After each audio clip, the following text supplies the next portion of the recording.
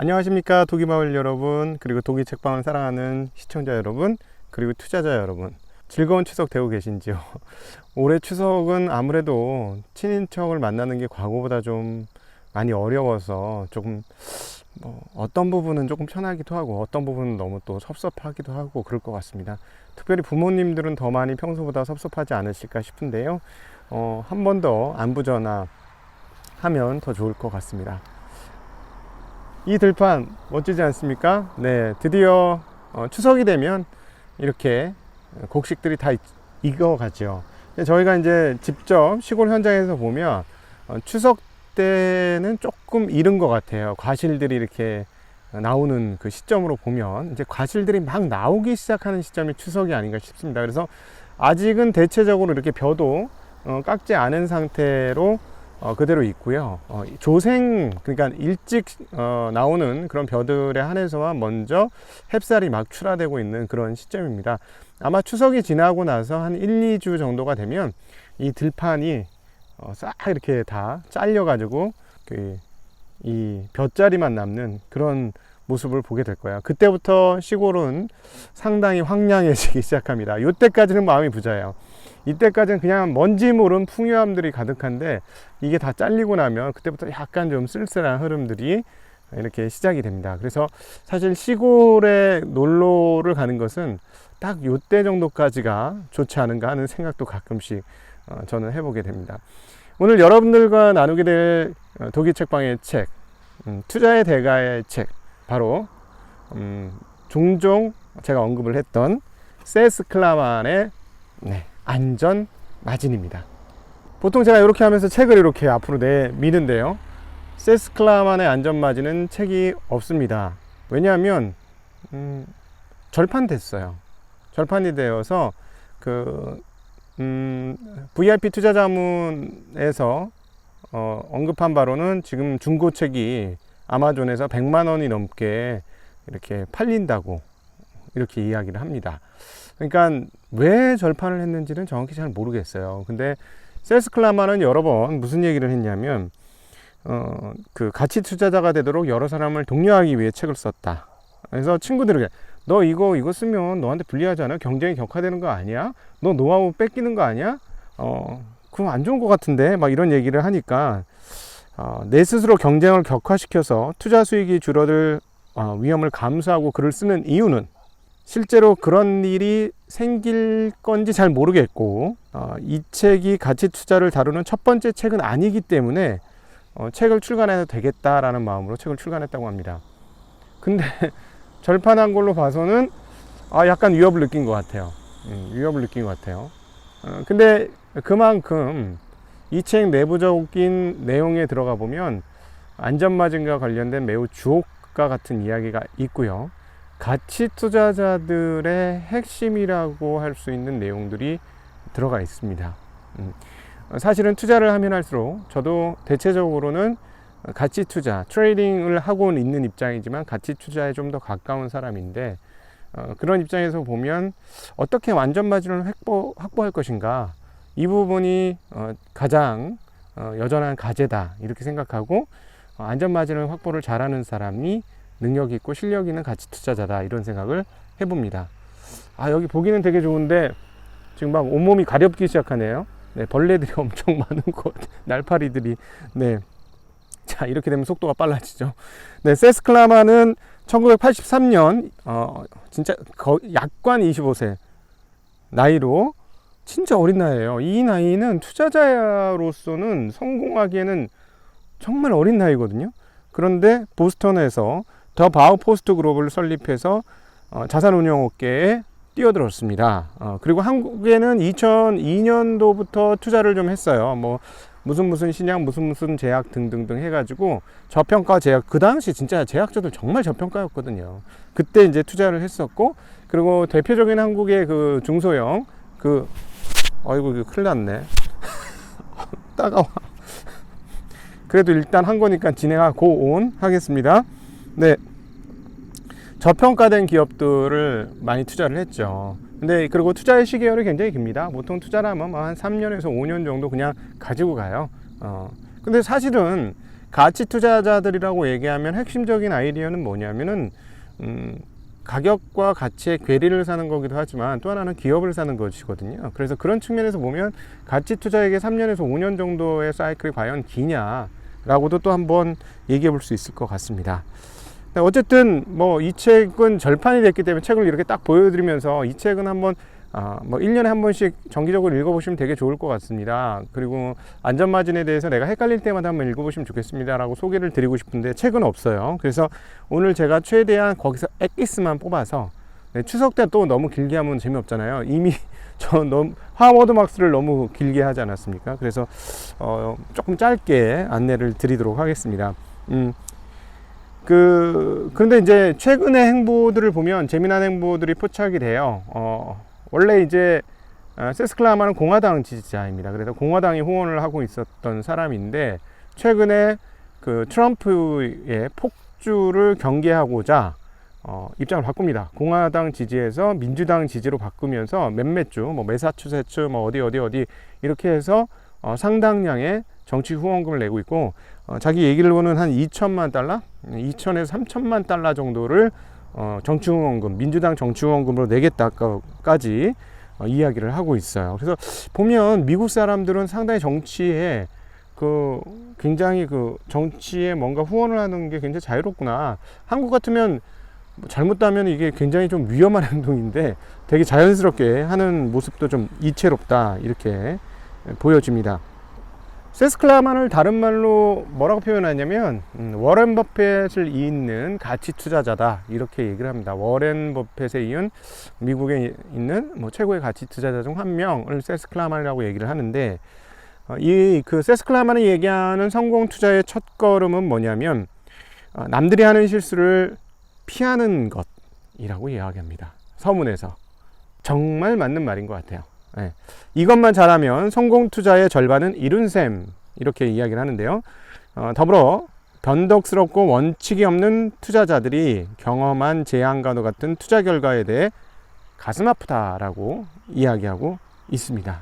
그러면서 이제 이 책에서 나오는 내용들을 잘 습득해서 참고해라, 이런 얘기인데 책이 없어졌어. 가슴 아픈데, 일반인들이 실패한 게 가슴 아픈데 자기 책 노하우가 담겨있는 책은 절판했어. 뭐 이런 아이러니한 그런 사람이기도 합니다. 서문에서 이런 얘기를 해요. 그래서 약간 애매한데, 자기의 이런 투자 이야기가 투자자 중 일부에게 영향을 미쳐서 어렵게 쌓은 재산을 지킬 수 있게 도움이 된다면 그것으로 만족하며, 혹여 자기의 글이 광범위하게 영향을 발휘해서 자기 경쟁이 격화되어 수익률이 소폭 감소되더라도 그런 위험은 기꺼이 감당할 용의가 있다라고 얘기했습니다. 근데 소폭 수익률이 감소된 게 아니고 많이 감소됐나 봐요. 그래서 절판된 게 아닌가, 그런 생각 들고요. 이 사람이 말하는 백미 중에 몇 가지가 있습니다. 결국은 안전마진에 대한 이야기하면서 백미가 나오는데, 그거는 정말 저희들 공통적으로 느끼고 있는 거고 많이 느끼고 있는 거고, 사실은 이야기는 지금 보시는 시청자분들도 많이 들어보셨을 거예요. 근데 이게 왜 어렵냐면 핵심은 아는 것과 실천하는 게 쉽진 않아요. 이게 멀어요. 머리에서부터 손끝까지가 투자자들 입장에서는 가장 먼 거리 아닙니까? 쉽진 않습니다. 그래서 그럼에도 불구하고 자꾸 되뇌이는 건 나쁘지 않을 것 같은데요. 먼저 그는 투기자와 투자자들을 구분합니다. 그래서 투자자는 기업의 일부 소유권을 나타내는 것이 주식이고 기업에게 빌려준 것이 채권이다 라고 이야기합니다. 그리고 투자자는 장기적으로 증권 가격이 해당 기업의 발전 양상을 펀더멘탈로 반영한 것이다 라고 믿는 사람들이라고 얘기하면서요, 주가와 기업 가치의 괴리가 감소해서 가격이 오르거나 배당으로 기업 잉여금을 받거나 시장이 더 높은 멀티플을 부여해서 주가가 오르거나 이렇게 되면 그런 걸 바라는 사람들이 투자자다, 이렇게 얘기합니다. 네, 세 가지 정리되셨어요? 네, 주가 기업 가치가 괴리가 되면 뭐예요? 이 사람들은 싸게 사는 거니까, 여기서 말하는 투자자는 싸게 사는 가치 투자자니까 괴리가 좁아지면 주가가 오르는 거고요. 그 다음에 배당을 받으면 그것도 이익이 챙겨주는 것이고, 그 다음에 시장에서 멀티플을 부여하면 과거보다 여기 우리가 너무 소외된 시켰네, 괜찮아, 이거 멀티플 5가 아니고 PER 5배가 아니고 10배 줘도 돼 하면 가격이 올라가겠죠. 그 얘기고요. 투기꾼들은 증권들의 가격이 오를지 내릴지에 대한 믿음에 기초하여 증권을 매수매도한다. 즉, 그 기업이 뭘 하는 회사고 앞으로 어떻게 될 것이고, 이게 아니고 이거 가격 오를 것 같아, 이거 가격 떨어질 것 같아, 이런 생각으로 주식을 매매한다라는 것이죠. 그러니까 이분들한테는 주식이 주식인 거예요. 기업의 조각이 아니고, 기업의 한 지분이 아니고, 그냥 종이 쪼가리 증권이라는 얘기죠. 그리고 미래 가격 움직임에 대한 판단은 펀더멘털에 기초한 것이 아니라 다른 사람들의 행동에 대한 예측에 기초하고 있다. 쟤 뭐하지? 쟤 뭐하지? 요걸 보면서 매매를 한다라는 얘기고요. 증권은 아무 때나 거래할 수 있는 종이 조각으로 여기고, 기업의 기초 등에 대해서는 별반 관심이 없다. 그렇다 보니 오를 것 같으면 매수하고 아니면 매도한다. 이게 투기꾼이다 라고 얘기합니다. 갑자기 투기꾼의 그 범위가 광대해지지 않습니까? 네, 저도 이 그 기준에 의하면 일부 투기꾼의 모습을 가지고 있는 것 같아요. 왜냐하면 가끔씩 제가 분석을 잘못했던 부분으로 들어간 게 있다면 그거는 투기죠. 네, 이 사람의 말에 의하면 그런 것 같습니다. 네, 이런 성향 때문에 투기꾼들은 주가의 방향과 방향에 대한 예측과 추측에 사로잡혀 있다라고 이야기를 합니다. 실제로는 누구도 시장이 어떻게 움직일 수 있는지 알 수 없고, 시장을 예측하려고 하는 것은 시간 낭비이며, 예측에 기초하여 투자를 하는 것은 투기적인 일이다라고 이야기합니다. 근데 이 이야기는 뭐 충분히 이해가 되시죠? 실제로는 사실은 시장 예측은 잘 몰라요. 누구도 몰라요. 제가 이제 만나본 고수들도 시장 예측하는 사람들이 없어요. 그러나 사람들의 행태에 대해서는 열심히 파악합니다. 뭐냐? 열광하고 있는지 아니면 공포하고 있는지를 계속해서 확인하려고 노력합니다. 그래서 사람들이 열광하고 있으면 이거 시장이 과열이다 라고 생각하고, 공포감에 있으면 우리한테 기회가 온다, 이런 생각들은 하죠. 그러면서 이제 또 하나 얘기를 하는 게, 주식을 거래하는 종이 조각으로 여기는 것이 굉장히 큰 유혹이다 라고 얘기하면서, 문제는 이런 방법이 그렇게 매입한 사람보다 더 비싼 가격을 주고 살 사람을 찾는 더 바보 게임이다 라는 걸 얘기합니다. 그러니까 주식을 종이 조각으로 여기면 이거는 뭐 기초고 뭐고가 아니고 나보다 더 비싸게 살 사람을 기다리고 있는 거예요. 그러니까 이 사람 말로는 그거는, 그 투기자는 바보인데 자기보다 더 바보를 찾는 그런 게임이라는 것이다. 그런데 그런 행위를 하는 사람이 실제로는 가장 바보기 때문에 더 바보가 그 사람이 가장 바보다, 뭐 이렇게 또 얘기해요. 바보론을 이야기합니다. 그러니까 투기는 바보가 더 바보를 찾는 가장 바보스러운 일이다 라고 이야기를 하죠. 그러면서 그가 이제 그 상품별로 투기와 투자를 구분하는데요. 미술품, 골동품, 희귀 동전, 야구 카드 같은 수집품은 투자 대상이 아니라 투기 대상이다 라고 얘기하면서, 즉 이건 무슨 말이냐, 가격이 오르고 내리기만 하는 자산. 그러니까 제가 계속 말해요. 금덩어리 안에 따뜻하게 내 체온으로 36.5도의 체온으로 1년간 내 품에 안고 다녀도 새끼 금이 안 튀어나온다 라는 말씀을 드린 적이 있는데, 딱 그 얘기죠. 그러니까 수집품이나 이런 것들은 잉여를 발생시키지 않아요. 뭔가 추가적인 어떤 것을 발생시키지 않죠. 그래서 세스클라마는 이런 단순히 가격의 오르내림만이 이 가치를 변동시킨 것처럼 보이는 것은 투기의 대상이지 투자의 대상이 아니다. 이건 투기품이다 라고 이야기합니다. 반면에 산림자산, 산림은 이제 계속 늘어나잖아요. 그러니까 산림자산이나 임차인을 구할 수 있는 부동산, 이런 것들은 투자의 대상이 되지만, 그러니까 뭐든 부동산 말고도 임차인을 구할 수 있으면 그건 투자의 대상이 되지만, 가격 변동만 있는 것은 투자의 대상이라고 하기 어렵고 투기 대상일 뿐이다 라고 얘기합니다. 네, 핵심은 이거예요. 투기 대상은 현금 흐름을 제공하지 않고 미래 매수자에게 재판매 가능성에 모든 것이 전적으로 달려 있다. 전적으로 미래에 나보다 더 바보가 와서 내 거를 비싸게 해줄 것이 모든 것이다 라는 것이죠. 네. 그래서 이 사람은 무슨 얘기를 하냐면, 투자에 성공하려면 정확한 마음가짐을 갖고 있어야 한다라고 얘기하면서, 투자는 중요한 사업이지 취미가 아니다라고 얘기해요. 네, 이렇게 되면 이제 투자가 점점 어려워지죠. 근데 사실 저희가 이제 이 유튜브 하면서 일반인들을 위한 여러 가지 컨텐츠를 만들고는 있는데, 그런 걱정은 있어요. 이게 이제 저는 이제 자꾸 이제 쉬운 쉽게 이 세상을 좀 설명드리고자 하는데 실전은 사실 그렇게 완전히 쉽진 않아요. 그래서 그게 조금 걱정이고 아이러니고 그래요. 그러니까 조금 어렵더라는 거지. 이게 네, 빨리 끝내야 되겠어요. 계속 몸이 간지러워지고 있어요. 네. 그러면서 그러니까 이 사람은 그러니까 이 투자는 그냥 취미 생활로 할 수 있는 게 아니고 아주 중요한 사업이다라는 이야기를 합니다. 그래서 성공적인 투자자의 특성은 다른 투자자의 탐욕과 공포를 손안에 가지고 놀 정도로 이성적이다라고 얘기합니다. 여기서 말하는 투자자는 진짜 보통 장난 아니야. 이제 완전 대단한 사람이죠. 탐욕과 공포, 탐욕, 오케이, 난 갈게, 안녕, 이러는 거. 공포, 오케이, 나 들어갈게. 이렇게 한다는 거죠, 투자자는. 네, 그렇게 한다는 이야기를 하는 것이고요. 그 다음에 그 미스터 마켓은 무엇이냐, 어떤 존재냐라고 할 때 투기꾼들은 미스터 마켓을 투자의 길잡이로 오해를 한다고 이야기를 합니다. 그리고 그 미스터 마켓이 어떤 증권의 가격을 내리면 이 사람들은 같이 평가를 내리고 그냥 내다 팔고, 반대로 미스터 마켓이 가격을 올리면 그가 많은 것을 알고 있다, 미스터 마켓이 많은 것을 알고 있다고 신뢰하면서 더 높은 가격에 매수한다는 것이죠. 시장에서 가격을 올리면 그냥 따라잡는 거고, 떨어지면 그냥 같이 파는 거예요. 이 투기꾼의 행동이라는 것이죠.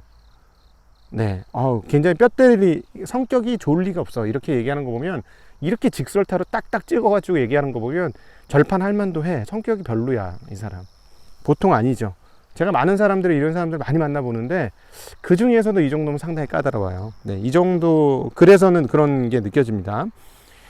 그러면서 가치 투자자에게 미스터 마켓을 투자기에 미스터 마켓은 투자를 할 수 있는 기회를 열어주는 창조자다. 왜냐하면 공포와 탐욕을 왔다 갔다 하니까 얘가 얼굴이 그냥 술 취한 사람처럼 발그레해서 막 좋으면 떠나고 피하고, 막 우울증에 빠져가지고 막 이러고 있으면 사야 되고, 그걸 이용해 먹으라는 얘기죠.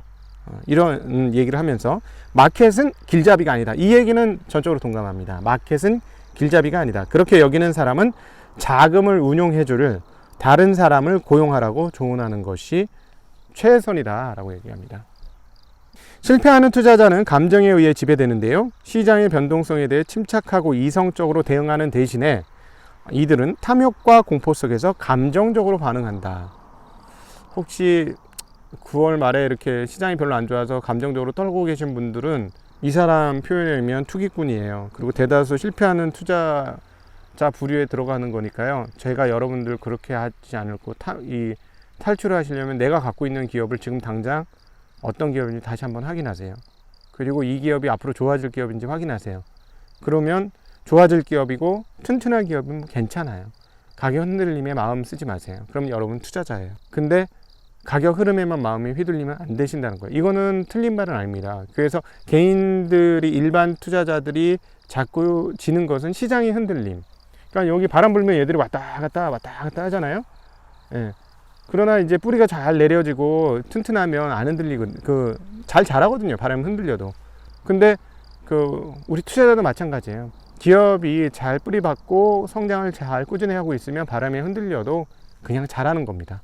네, 그걸 꼭 기억을 해 주셨으면 하는 바람은 저도 가지고 있습니다. 그러면서 이 사람 말이 정말 감정적으로 반응한다고 얘기하면서 정말 재미난 얘기를 하는데요, 우리 모두는 사람들이 대부분의 시간에 책임 있고 신중하게 행동한다고 생각해요. 일반인들은 보통은 행동할 때 거의 대부분 책임 있고 신중하게 행동한다. 그렇죠. 보통 그렇죠. 네. 냉장고 하나 살 때도 그렇고, 마트에 가서 물건 하나 고를 때도 우리 남자분들 가면 더 지독하지 않아요? 남자분들은 싹 g당 얼마 이것까지 계산해 가지고 사시는 분들 많으시더라고요. 훨씬 이성적이고 냉정하게 행동하시죠. 그런데 이 사람이 표현했던 이 표현 정말 재밌었는데, 돈을 투자할 때는 미쳐버린다. 하지만 돈을 투자할 때는 미쳐버린다. 이건 맞는 말인 것 같아요. 정말 그런 것 같아요. 사람들이 돈을 투자할 때는 미쳐버리는 것 같습니다.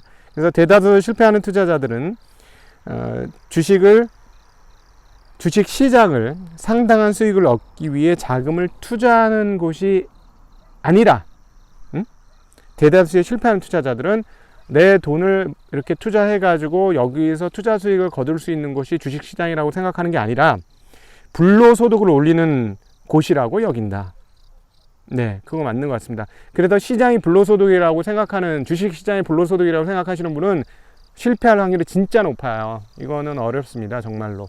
계속 제가 말씀드리잖아요. 우리 도기책방에서도 얘기하고 우리 증시각도의 TV에서 계속 얘기하는 말은 뭐냐면, 네, 주식 노가다다. 완전 정식 노동이다. 그리고 고된 노동이다. 처음에는 투자해서 만을 투자해서 100개 못 거둔다.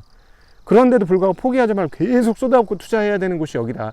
그러다 보면 이게 쭉 완성도가 높아지면 그 다음에는 조금 1만 투자해도 만을 거둘 수도 있는 게 여기다라는 얘기를 드렸죠. 강의에서도 드렸고, 네, 에듀캐스트 강의에서도 드렸고, 책에서도 했던 것 같고, 최근에 유튜브 방송에서도 그런 얘기를 했었습니다. 네, 정말 그런 것 같아요. 네, 그렇습니다. 그래서 돈을 투자할 때는 사람들이 미쳐버리는 거죠. 이게 핵심이에요. 내가 안 미칠 수 있어야 되는데 미쳐버리는 거예요.